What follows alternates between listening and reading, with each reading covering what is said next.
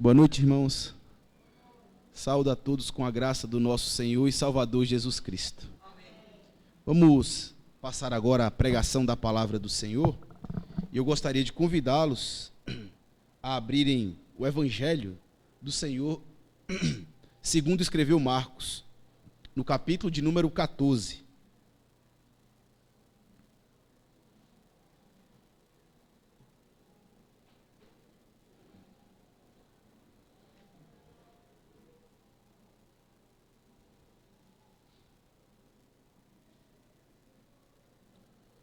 Marcos, capítulo de número 14. Temos nos debruçado sobre esse evangelho já há alguns domingos. Estamos chegando já ao final dele, pela graça de Deus. Hoje nós estamos aí, iniciaremos a nossa exposição de hoje a partir do versículo de número 43. Do versículo 43 até o versículo de número 52.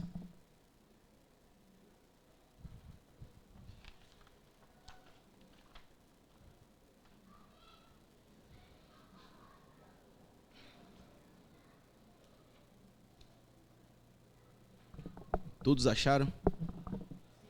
Diz assim, meus irmãos, a palavra do Senhor, no Evangelho de Marcos, capítulo de número 14, do versículo 43 ao 52.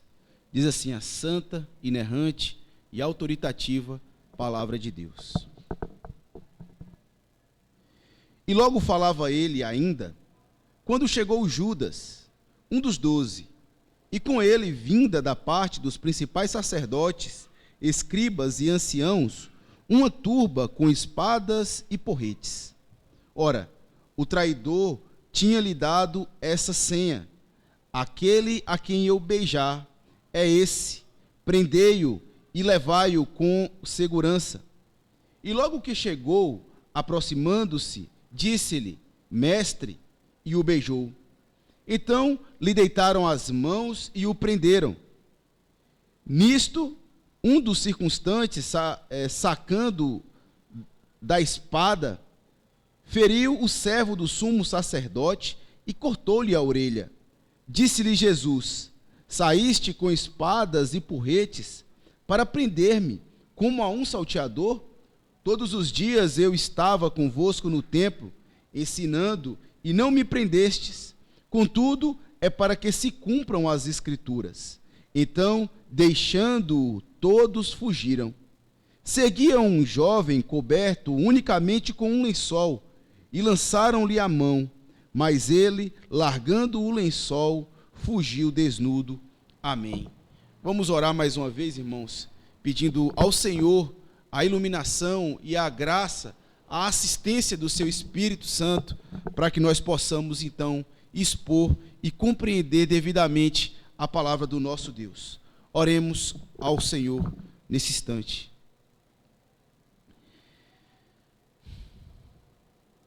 Senhor Deus, Deus de Abraão, de Isaque e Deus de Jacó, Deus vivo, verdadeiro, supremo e inigualável. Em Tua presença, Senhor Deus, nos fazemos presentes mais uma vez, desta feita, ó Deus, para suplicar ao Senhor que fale por meio da Tua palavra aos nossos corações e às nossas almas. Nós já louvamos e bendizemos o Teu nome por meio dos cânticos, das orações e também da leitura da Tua palavra. Agora, ó Deus, queremos ainda adorar o Senhor e glorificar o Teu nome por meio da pregação, da exposição, do esclarecimento da voz do Senhor aos ouvidos dos Teus servos. Ó Deus, queira o Senhor falar conosco e dispensar a cada um de nós aquilo que Tu já tens reservado. Como somos carentes e necessitados, ó Pai, da Tua palavra, como precisamos, ó Deus, da Tua instrução e da Tua exortação às nossas vidas, para que possamos encontrar um viver do modo que agrada ao Senhor. Por favor, Senhor Deus, por favor, nós Te imploramos, fala conosco essa noite, dá-nos de conhecer a Tua vontade. peço a Ti também por mim, Senhor Deus, que fiquei encarregado de trazer a mensagem do Senhor e que me pesa a responsabilidade de ser fiel à Tua palavra, de ser fiel ao Senhor. Me ajuda, ó Deus, ajuda-me em nome do Senhor Jesus Cristo a transmitir ao Teu povo, à Tua igreja, a viva e verdadeira palavra do Senhor, a mensagem que o Senhor reservou para nós essa noite. É o que nós te pedimos, em nome do Senhor Jesus. Amém. Amém.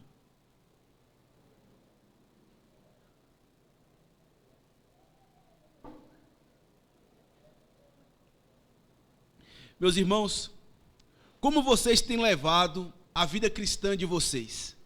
Será que têm experimentado muito sofrimento na vida cristã? Será que muitos desafios, e em especial o sofrimento, têm chegado até as suas tendas? Certamente, e uma vez que o sofrimento tem chegado, na verdade, às suas tendas, como vocês têm lidado com o sofrimento? Como vocês têm lidado com a dor do sofrimento que tem chegado até vocês? Certamente o sofrimento, ele se tornou um vocabulário comum depois que os nossos primeiros pais pecaram. Depois que o pecado entrou no mundo, sofrimento se tornou algo comum a todas as pessoas da terra. De tal modo que perguntar se alguém já passou por algum tipo de sofrimento ou está passando por algum sofrimento, chega até mesmo a ser uma pergunta quase que óbvia, porque certamente uma medida ou outra, todos nós estamos passando por algum certo tipo de sofrimento. E muitas vezes nós passamos por um certo tipo de sofrimento que não é necessariamente pecaminoso, ou sofrimento de coisas decorrentes da própria vida, como, por exemplo, perder um parente querido, ou então um ente querido, ou então perder o emprego, ou qualquer outra coisa semelhante, parecida, porque, afinal de contas, todas essas coisas causam em nosso coração um certo tipo de sofrimento. Mas existem também aqueles sofrimentos que são decorrentes de algo pecaminoso, como, por exemplo, a inveja ou a cobiça de colegas de trabalho, ou então a traição por parte de algum cônjuge ou até mesmo de alguns amigos, ou então até mesmo, meus irmãos, a falsidade que encontramos por meio de pessoas que se aproximam de nós unicamente para tirar alguma vantagem. Todas essas coisas são decorrentes, todas essas coisas causam, de certa forma, sofrimento em nós que vem em decorrência de algum tipo de pecado. O fato é, todo mundo, todas as pessoas que vivem debaixo do céu, certamente passou ou passa por algum certo tipo de sofrimento. Mas a pergunta que eu quero fazer para você nessa noite é como você tem passado pelos seus sofrimentos? Qual é o modo como você tem lidado com os sofrimentos que Deus tem reservado para você na sua caminhada cristã? A verdade é que há muitas maneiras das pessoas passarem pelos seus sofrimentos. E uma delas que costuma acontecer muitas das vezes é que as pessoas, elas costumam passar pelo seu sofrimento se revoltando por conta do sofrimento. Às vezes eles chutam o balde, às vezes o sofrimento é tão grande que as pessoas se revoltam devido à dor que o sofrimento causa em seus corações. Outras pessoas optam por ignorar o sofrimento. Ou seja, elas sentem a dor do sofrimento, elas sabem que estão passando por aquele sofrimento, mas elas preferem ignorar, como se não existissem. Mas a picada do sofrimento permanece. E outros ainda, infelizmente, entregam ao sofrimento. Elas deixam o sofrimento minguar as suas energias, tomar as suas forças, de modo então que ele se entrega completamente à sua dor, esquecendo das outras coisas e entrando assim em um calabouço espiritual, de modo que eles não podem mais sair daquela situação. A verdade é, meus irmãos, que nenhuma dessas maneiras de passar pelo sofrimento realmente é eficaz. Na maioria das vezes, essas atitudes tendem a aumentar o sofrimento que nós estamos passando. Mas o que eu quero mostrar para você nessa noite é que existe uma maneira correta de passar pelos sofrimentos. Existe uma maneira bíblica conforme é revelada na pessoa do Senhor Jesus Cristo, que nós podemos passar de forma eficaz pelo sofrimento. E essa maneira nada mais é, meus irmãos, do que confiando no cumprimento das promessas da palavra de Deus. Exatamente isso, confiando no cumprimento das promessas da palavra de Deus. Quando nós ouvimos a palavra de Deus sendo pregada, revelada aos nossos ouvidos, de tal modo que nós, pelo Espírito Santo, somos levados a crer naquilo que está sendo pregado, nós somos tomados de uma força tal que somos capazes de nos levantar do monturo e suportar encorajosamente todas as dificuldades que temos passado. Na verdade, uma força motivada pelo Espírito Santo, que nos faz até mesmo tomar atitudes que nós mesmos não pensaríamos que não conseguiríamos suportar. Certamente você já deve ter se admirado por alguém, ou até mesmo você, que tenha em determinada ocasião nem mesmo acreditado que você passou por aquilo e passou de forma segura. A verdade é, meus irmãos, que todas as vezes que nós damos crédito ao cumprimento das palavras de Deus, onde nós alicerçamos o nosso coração ali, isso de fato nos faz passar pelos sofrimentos de modo eficaz. Eu não estou dizendo para você que a dor do sofrimento será diminuída, mas eu tenho certeza, você conseguirá, mesmo com a dor, mesmo com todas as coisas que o sofrimento nos causa, suportar ela e passar de modo eficaz. É exatamente isso que nós iremos aprender à luz dessa passagem. É exatamente isso, meus irmãos, que Marcos vem nos ensinar essa noite. Como podemos suportar os sofrimentos que experimentamos na nossa caminhada cristã. E Marcos nos apresenta pelo menos 3 razões pelas quais vocês devem confiar no cumprimento da palavra de Deus para suportar os sofrimentos que vêm até a sua tenda, que vêm até a sua vida, que chega até o seu coração. E essas 3 razões, meus irmãos, nada mais são do que a primeira delas, porque Deus sempre cumpre as promessas das Escrituras que Ele prometeu. Nenhuma das profecias, nenhuma das promessas que estão reveladas nas Escrituras caíram por terra, uma vez que Deus disse, certamente irá se cumprir. Essa é a primeira razão porque você deve confiar. Essa é a razão porque você, de fato, conseguiria suportar as dificuldades. Porque as promessas que estão reveladas nas Escrituras Sagradas, elas se cumpram. A segunda razão, meus irmãos, porque devemos confiar totalmente no cumprimento das Sagradas Escrituras, é porque Deus cumpre as suas promessas usando até mesmo as ações más dos homens. Deus não somente cumpre as suas promessas, mas ainda que homens maus se levantem, Deus utilizará dos homens maus para cumprir a promessa dele e fará com que ela seja de fato realizada. Essa é a segunda razão que Marcos nos apresenta aqui. E a terceira delas é porque Deus cumpre as suas promessas independente, completamente independente das ações dos homens. Deus não precisa dos homens para fazer com que as suas promessas, que as suas profecias sejam concretizadas. Ele depende só e unicamente dele para fazer com que todas as coisas que ele prometeu se cumpram. É exatamente aí que você deve colocar o seu coração. É exatamente aí onde você deve colocar toda a sua esperança e todas as suas energias quando você estiver passando por algum sofrimento, por alguma dificuldade.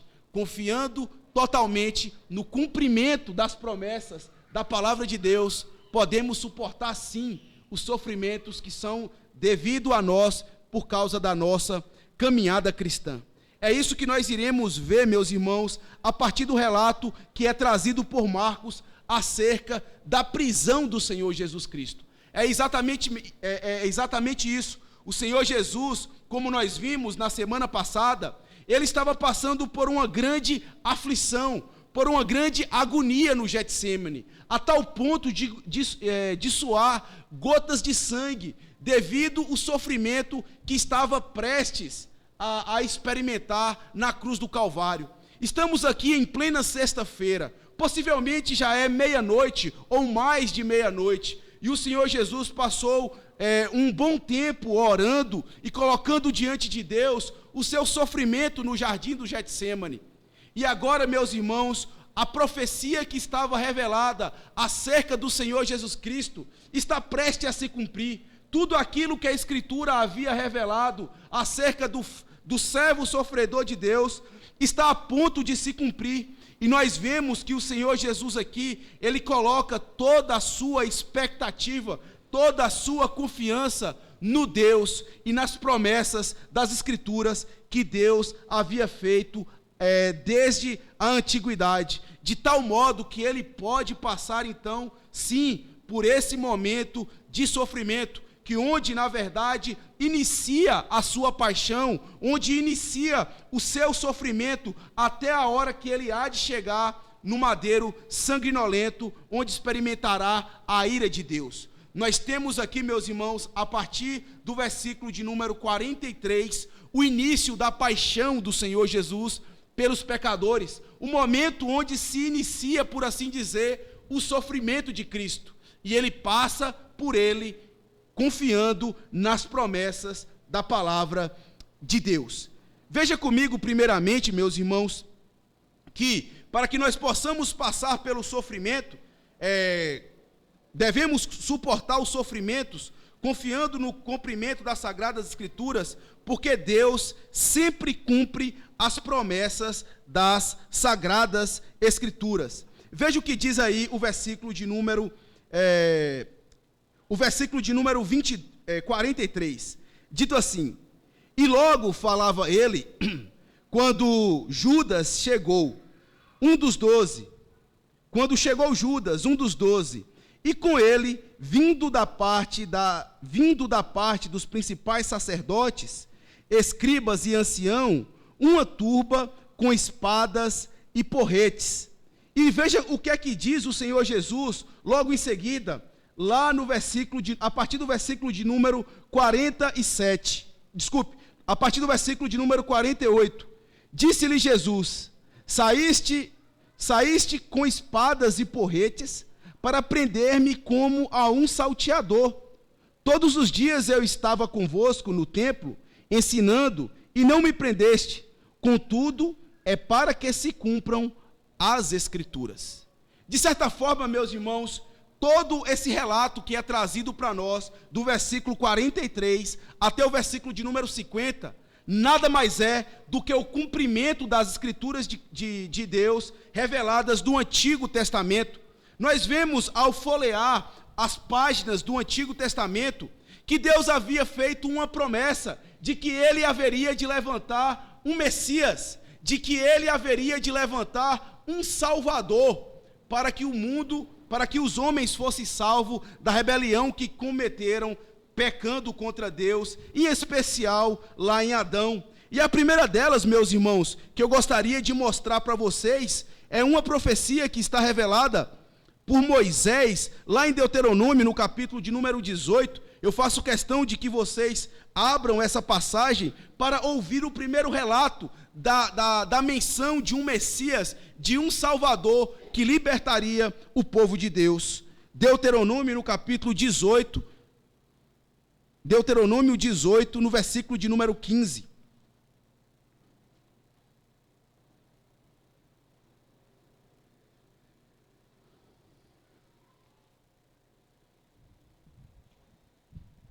Deuteronômio 18, no versículo de número 15. Todos acharam? Diz assim: o Senhor teu Deus te suscitará um profeta do meio de ti, de teus irmãos, semelhante a mim, a ele ouvirás. Aqui nós temos, meus irmãos, Moisés falando acerca da promessa de um grande profeta que haveria de se levantar no meio do povo de Deus. Certamente esse grande profeta não foi necessariamente um dos patriarcas, e nem mesmo Davi ou qualquer outro rei que se levantou após Davi. Esse grande profeta nada mais é do que o próprio Senhor Jesus Cristo.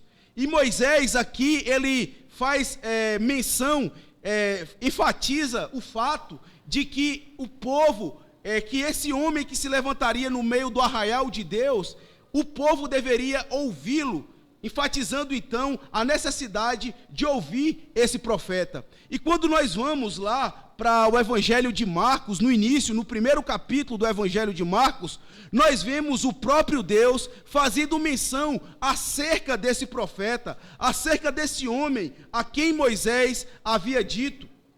E ele diz assim, lá no versículo de número 9, ele diz assim: naqueles dias veio Jesus de Nazaré da Galileia, e por João foi batizado no rio Jordão, e logo ao sair da água, viu os céus rasgarem, e o Espírito descendo como pomba sobre ele. Então foi ouvida uma voz do céu: Tu és o meu filho amado, em ti me comprazo. A verdade é, meus irmãos, que o próprio Deus foi quem testemunhou acerca desse profeta. Moisés havia dito no Antigo Testamento que se levantaria um profeta semelhante a ele. E aqui, mais uma vez, Deus se apresenta no meio, os céus é aberto diante de todas as pessoas, e então esse profeta é anunciado pelo próprio Deus, como que dizendo: vocês devem ouvir o que ele tem para dizer. E quando nós vamos ainda na profecia de Isaías, no capítulo de número 53, nós vemos lá o completo relato de como deveria acontecer com o servo que o Senhor havia de enviar. Ele era um homem de dores, que havia de padecer. E na verdade, meus irmãos, o que nós vemos aqui, o que nós vemos aqui acontecendo com o Senhor Jesus Cristo, nada mais é do que o cumprimento de tudo o que as Escrituras haviam revelado que deveria acontecer com o Senhor Jesus Cristo.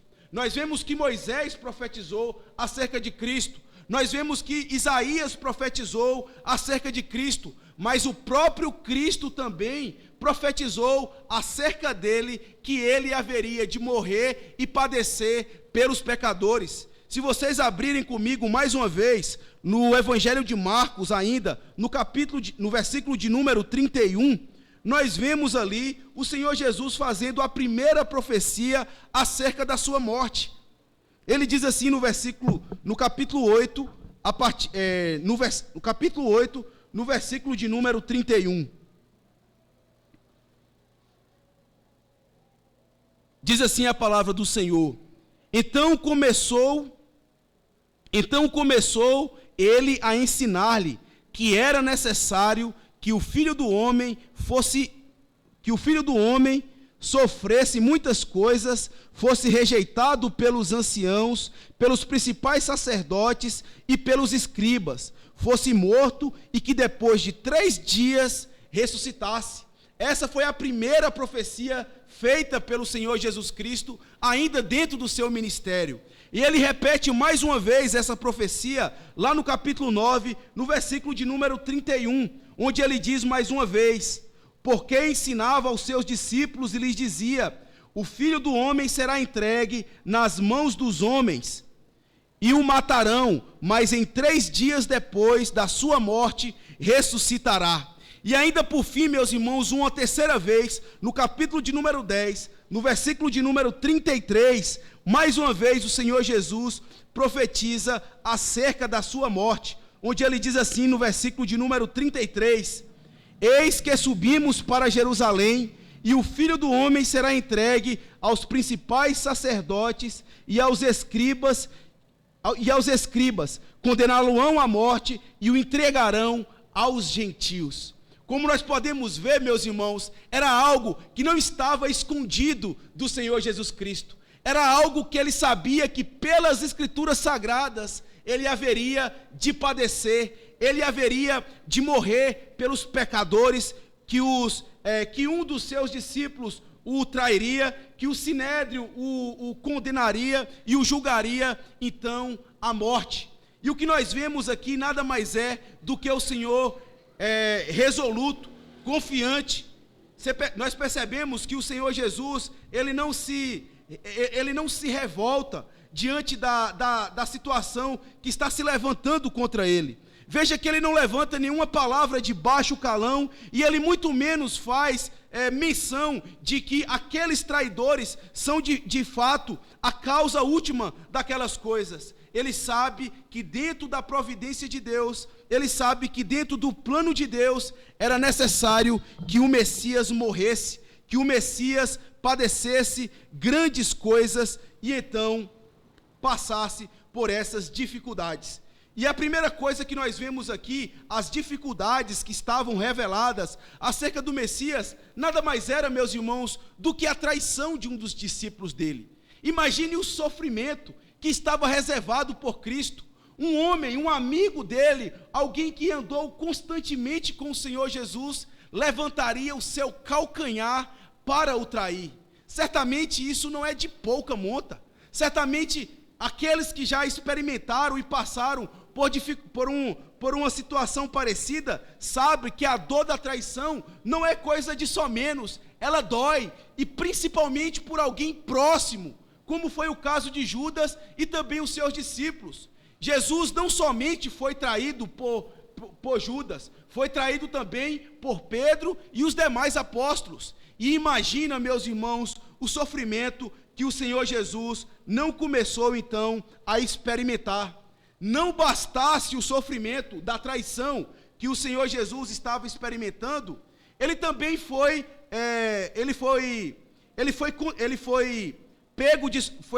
pego aqui como que um malfeitor. As pessoas chegaram até o Getsêmani, onde o Senhor Jesus estava orando, e chegaram com espadas e porretes, prontos para prender a ele, como se ele fosse um salteador. Pense e imagine quanto sofrimento, então, não estão reservados nesse momento para o Senhor Jesus Cristo. E não bastasse, meus irmãos, eu enumerar a enormidade das ocasiões que certamente causaria sofrimento ao Senhor Jesus daqui em diante, como, por exemplo, o caso em que o Sinédrio o condenará à morte, o caso em que Pôncio Pilatos o trocará por um assassino, e o caso que o povo todo, toda aquela multidão que uma vez havia cantado Hosana ao Senhor, haveria de clamar: crucifica-o, crucifica-o, crucifica-o. Certamente, meus irmãos, não há sofrimento semelhante a esse, ou ainda o que está reservado para o Senhor Jesus Cristo experimentar.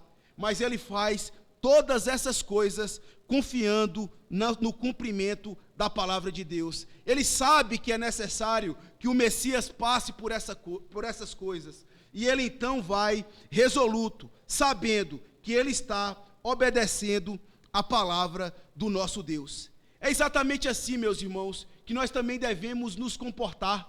Nós não devemos necessariamente questionar os assuntos, o modo ou a maneira que Deus tem tratado a nós. E do mesmo modo como o Senhor Jesus passou por essas aflições, devemos nós também passar por essas aflições. E algo muito peculiar ao sofrimento que o Senhor Jesus experimentou aqui, que foi o caso da traição, tem muito a nos ensinar como verdadeiros discípulos de Cristo. Nós aprendemos aqui, à luz dessa passagem, meus irmãos, a maneira correta como nós devemos passar por a traição de alguém. Quando um cônjuge ou até mesmo um amigo nosso nos trai, o coração do Senhor Jesus Cristo, a primeira coisa que eu queria dizer é que o Senhor Jesus Cristo, ele foi um homem experimentado em dores. O Senhor Jesus foi alguém que experimentou constantemente a traição no seu coração, não apenas de pessoas distantes a ele, mas de pessoas muito próximas, como foi o caso de Judas e também dos seus discípulos, que o abandonaram no momento em que ele mais precisava. E nós vemos aqui e aprendemos com o Senhor Jesus como nós podemos suportar a dor da traição, que é um dos sofrimentos que mais machucam a nossa alma, que mais machucam o nosso coração. Certamente, meus irmãos, aqueles que passaram por isso sabem a dor lacinante que vem na alma. E uma das primeiras coisas que nós devemos fazer quando experimentamos a traição de alguém muito próximo a nós, como foi o caso do Senhor Jesus, experimentando pelo um amigo íntimo dele, que era um dos discípulos dele, nós devemos aprender, meus irmãos, que nós devemos passar pela traição ao lado do Senhor Jesus Cristo. Não pense você que passar a traição sozinho, se revoltar, ou então tomar aquele sofrimento para si, ignorando ele, é o remédio para o seu sofrimento.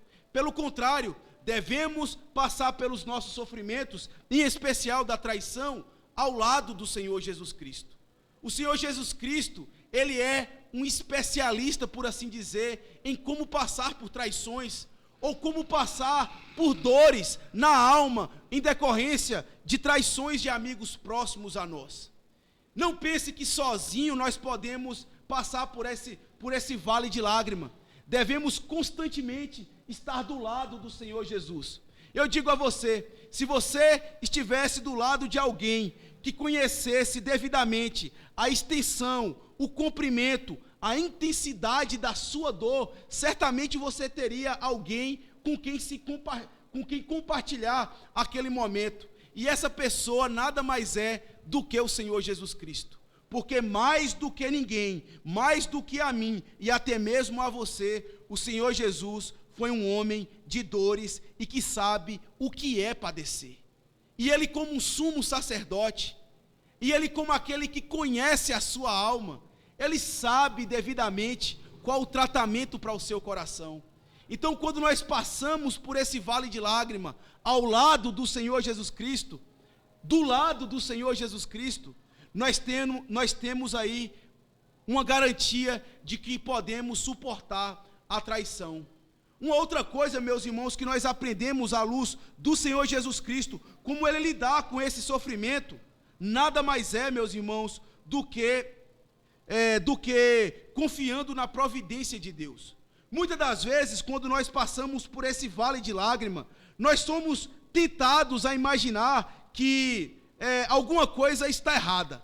Nós começamos a culpar alguém, começamos a questionar as coisas, começamos a perguntar a Deus por que todas essas coisas estão acontecendo comigo.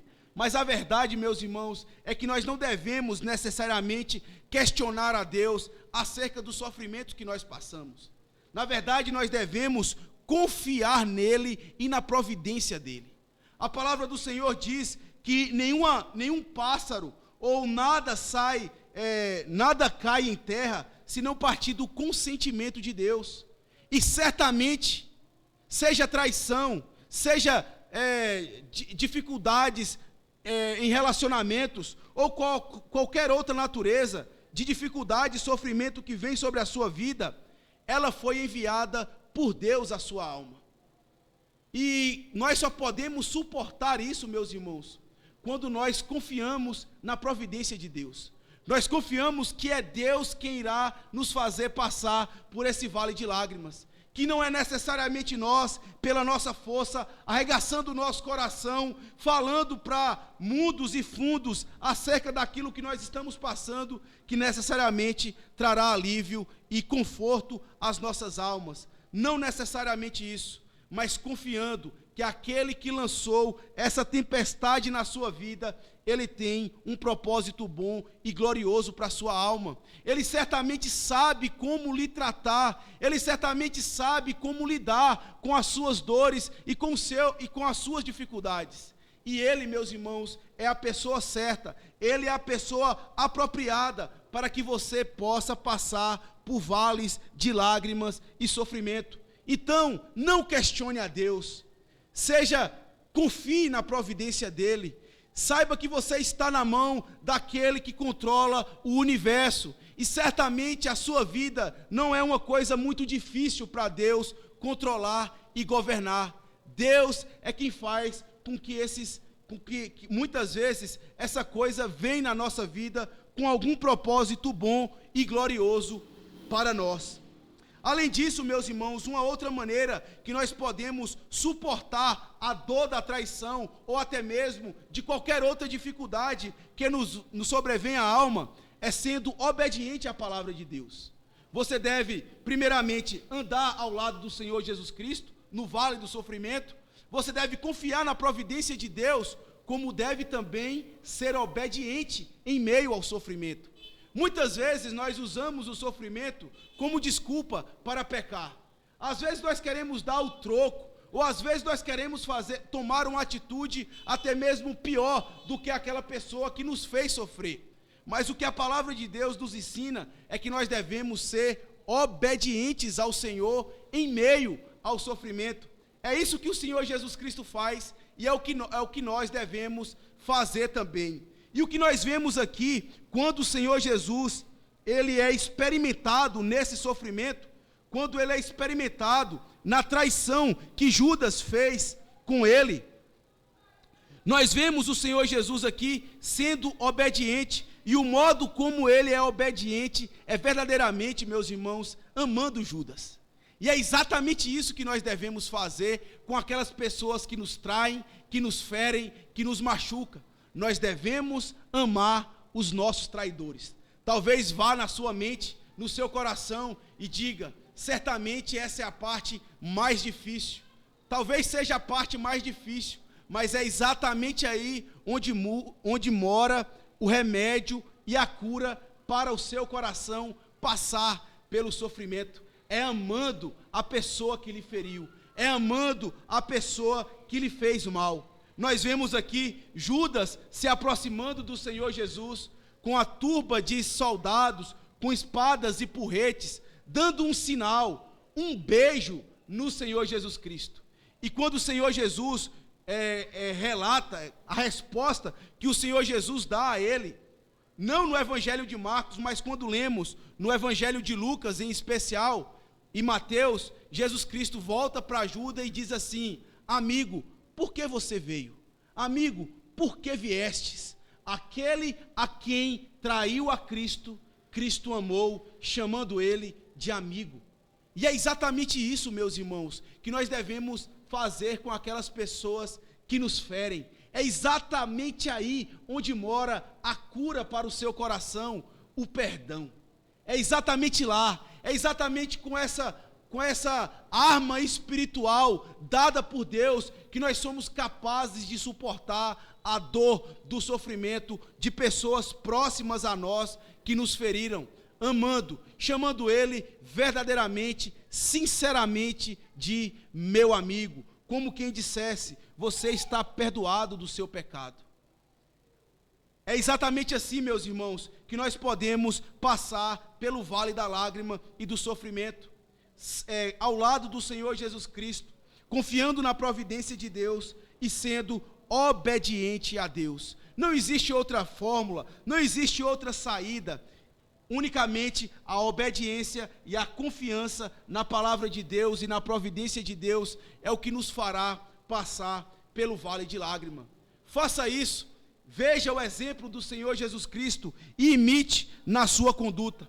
A segunda coisa que nós vemos ainda, à luz dessa passagem, o modo pelo qual nós podemos suportar o sofrimento, meus irmãos, nada mais é porque nós devemos confiar nos cumprimentos das Escrituras Sagradas, nada mais é porque Deus, Ele sempre cumpre as suas promessas, inclusive usando as ações más dos homens.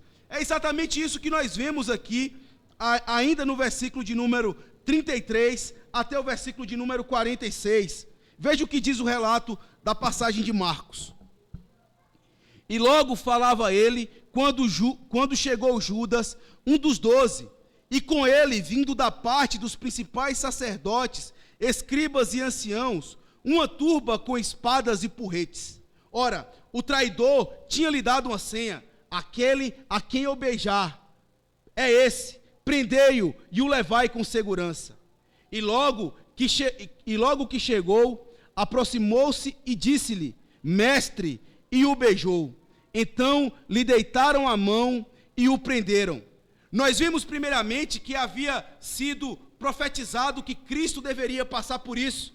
E agora nós vemos, meus irmãos, como Deus cumpre essas promessas. E Deus cumpre a sua profecia utilizando as ações más dos homens. Deus usa primeiramente a hipocrisia de Judas.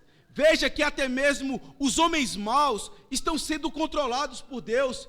Veja que até mesmo as ações más dos homens não podem impedir Deus de cumprir o seu propósito. E Cristo sabia bem disso. E é exatamente isso que está acontecendo aqui. Nós vemos Deus, primeiramente, cumprindo a sua promessa, usando a hipocrisia de Judas. Veja, meus irmãos, o quanto Judas é hipócrita para com o Senhor Jesus Cristo. Veja que Judas era um dos 12, diz o texto. Judas viu o Senhor Jesus fazendo milagres e prodígios, inclusive recebeu poderes da parte de Cristo para tomar aquelas atitudes. E quando nós vemos, e quando nós olhamos para o texto, nós somos informados que Judas, ele trai o Senhor Jesus Cristo com um simples beijo. Perceba que ele usa algo que é afetivo, algo que é um ato de carinho, e ele usa esse ato de carinho como um instrumento de maldade para afetar, para ofender, para machucar o Salvador da glória. Ou seja, um beijo. Veja como Judas é hipócrita. Veja também a hipocrisia dos líderes judaicos.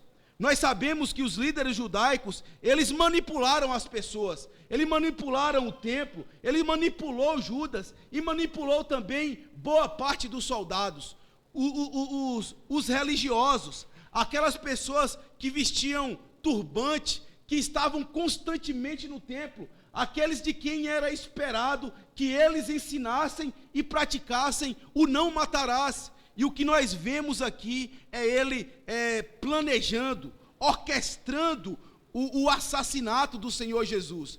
Eles primeiro procuravam alguém que pudesse trair a Cristo, e eles encontraram Judas.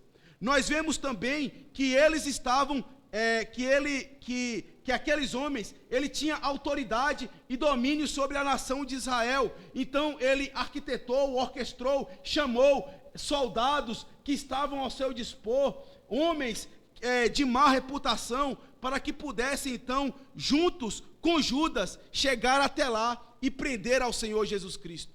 E perceba, meus irmãos, que há um certo planejamento da parte desses homens.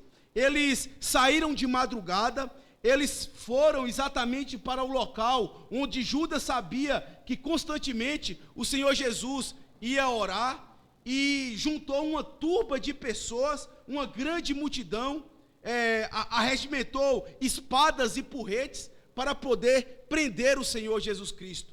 O que nós vemos aqui é que esses líderes judaicos, juntamente com Judas, planejou de forma eficaz a captura do Senhor Jesus Cristo para o matar. Perceba que até mesmo esses homens religiosos, esses homens que vestiam turbante e estavam no templo, a quem as pessoas davam reverência e admiravam, eles mesmos agem de forma hipócrita para trair o Senhor Jesus Cristo. E nisso, meus irmãos, nós vemos algo muito instrutivo para as nossas vidas e que nós devemos tomar muito cuidado. Muitas das vezes nós ignoramos a ação e a astúcia de Satanás na vida das pessoas. Às vezes, não somente na vida das pessoas, mas em nosso ambiente. Muitas das vezes, nós como presbiterianos, como cremos que não devemos temer a Satanás, e de fato não devemos temer a Satanás, mas muitas vezes nós ignoramos os seus ardis e as suas ciladas. E o que nós vemos aqui, meus irmãos, nada mais é do que Satanás utilizando desses homens, ou melhor dizendo, Satanás disfarçado por meio desses homens para cumprir as suas atitudes más. Talvez você não veja a figura de Satanás aqui, talvez você não consiga olhar o nome de Satanás por aqui, mas nós vemos homens agindo à semelhança de Satanás, porque eles estão procurando Cristo para o matar. Não é à toa, irmãos, que em momentos anteriores, que o Senhor Jesus Cristo, na noite em que foi traído, né, na noite que Judas traiu o Senhor Jesus Cristo, quando ele levantou da mesa e foi até a casa do sumo sacerdote, os evangelistas vão dizer que Satanás entrou no coração de Judas, que Satanás possuiu Judas, e Judas estava fazendo todas aquelas coisas controlado e fazendo aquilo que Satanás, de fato, colocou dentro do seu coração. A mesma coisa nós lemos acerca dos líderes judaicos. Nós lemos lá em João, quando eles estavam discutindo com o Senhor Jesus Cristo, acerca da descendência deles. Os judeus diziam, olha, o Sinédrio dizia, nós somos filhos de Abraão. E Jesus disse assim, olha, vocês não são filhos de Abraão, não. Vocês são filhos de Satanás, porque vocês praticam as obras de Satanás, porque vocês querem me matar, e vocês fazem as obras de Satanás, é precisamente dele que vocês são filhos. Porque se vocês fossem filhos de Deus, filhos de Abraão, vocês certamente fariam as obras de Abraão, mas como querem me matar, vocês estão fazendo a obra de Satanás, porque vocês são de fato filhos de Satanás. E nós podemos dizer, meus irmãos, que tanto Judas como os líderes judaicos, os sacerdotes, escribas e anciãos, nada mais são aqui do que representantes de Satanás. É como se o próprio Satanás estivesse na frente do Senhor Jesus Cristo, pronto para o prender. E aqui nós temos algo que nós devemos tomar muito cuidado. Essas pessoas eram alvos fáceis de Satanás, como certamente muitos de nós podemos ser também alvos fáceis de Satanás, quando nós ignoramos as astutas ciladas do nosso inimigo. Perceba, meus irmãos, que tanto Judas quanto os principais sacerdotes, eles tinham um interesse muito peculiar. Eles tinham um interesse de glória para si. Eles gostavam de se dar bem, de ganhar coisas, de serem motivo de glória. Judas fazia isso por meio da riqueza. Ele queria ser um homem rico, ele amava a riqueza. Os principais sacerdotes e escribas, eles gostavam da glória das pessoas, e eles se tornaram alvos fáceis de Satanás, a tal ponto então que eles estão sendo usados aqui, nada mais, nada menos do que pelo próprio Satanás. E aqui nós devemos tomar alguns cuidados, meus irmãos. A primeira coisa que eu gostaria de dizer a vocês é que Satanás, ele não costuma aparecer com garras, com chifres e muitas vezes com gritos estridentes. Satanás certamente não chegará até você dizendo que vai lhe matar ou que irá lhe fazer alguma coisa ruim. Pelo contrário, ele virá disfarçado. É exatamente assim que ele aparecerá para os homens, disfarçado de boa conduta. E é exatamente aí que nós devemos tomar o cuidado. O primeiro cuidado que nós devemos tomar é de nós não sermos usados por Satanás. É certo que Satanás, ele não pode devidamente tocar no eleito de Deus, porque esse pertence a Deus. Mas não se esqueça, ele pode nos influenciar, ele pode nos tentar e nos levar a cometer atitudes que ele que ele tem planejado. E de certa forma, nos tornamos instrumentos de Satanás. E por isso é que nós devemos tomar todo o cuidado. Toda vez que nós formos tomar uma atitude, todas as vezes que nós formos fazer algum empreendimento ou qualquer outra coisa, qualquer serviço a Deus, devemos medir devidamente quais são as motivações do nosso coração. Devemos entender o que de fato nós estamos procurando fazer com aquilo que fazemos. Será que estamos buscando glória para nós mesmos? Será que estamos querendo buscar alguma vantagem para nós mesmos? Será que há algum motivo orgulhoso que está me fazendo ter aquela atitude? Qual é devidamente a atitude que move o seu coração? Tome cuidado com essas coisas, porque Satanás se aproveita dessas brechas para nos tentar e nos fazer pecar contra Deus. A segunda coisa que eu gostaria de mostrar para você, à luz dessa verdade, meus irmãos, é que nós também devemos tomar o cuidado, não somente de ser usado por Satanás, mas que nós não sejamos enganados por ele. Satanás usa ímpios, Satanás usa pessoas que não estão devidamente em aliança com Deus. A Bíblia diz que essas pessoas estão sob o domínio de Satanás. Na verdade, eles fazem a vontade de Satanás e não de Deus, porque afinal de contas, eles não experimentaram a graça salvadora de Deus em seus corações. Então, eles não foram comprados por Deus ainda para vencerem os seus pecados. E muitas dessas pessoas, na maioria das vezes, são usadas por Satanás. Mas não se esqueça, ela não virá aparecendo para você com chifres, com garras e com um tridente na mão. Muitas das vezes virá em uma pelagem polida, em uma conversa eloquente, em uma conversa bem agradável, lhe bajulando ou fazendo qualquer outra coisa para o enganar. Eu me lembro, meus irmãos, que certa feita eu estava mexendo nas redes sociais e me apareceu um hacker. Alguém que estava me oferecendo ganhar muito dinheiro.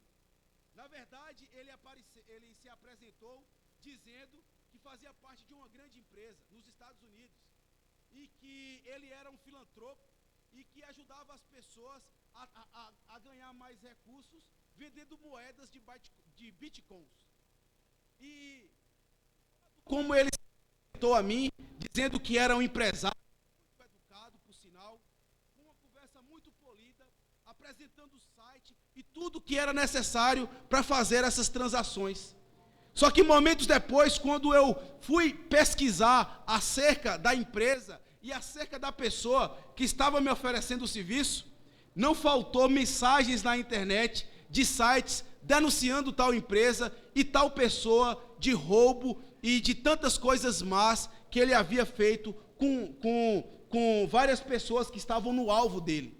Eu poderia ter sido uma vítima dele, mas ele não se apresentou diante de mim como um Satanás. Ele não apresentou diante de mim como alguém que queria me roubar, como alguém que queria tirar alguma coisa de mim. Pelo contrário, ele veio me oferecendo algo com uma conversa muito polida e bonita. É exatamente assim que Satanás se apresenta diante de nós, muitas das vezes, e que nós devemos tomar todo o cuidado possível. A palavra de Deus diz que nós conhecemos a árvore pelo fruto que ela dá, não necessariamente pelo que ela apresenta ser. Às vezes tem árvores que têm muitas folhas, às vezes a árvore é até bonita, mas não tem fruto. E é lá que nós conhecemos se a árvore é boa ou se a árvore é má. Uma árvore má, ela não produz frutos bons, mas uma árvore boa produz frutos bons. E é exatamente aí que nós devemos olhar para aquelas pessoas que nos apresentam diante de nós. Seja um líder na igreja, seja um relacionamento que nós estamos procurando, ou seja uma associação com qualquer outra pessoa que nós tenhamos em mente fazer.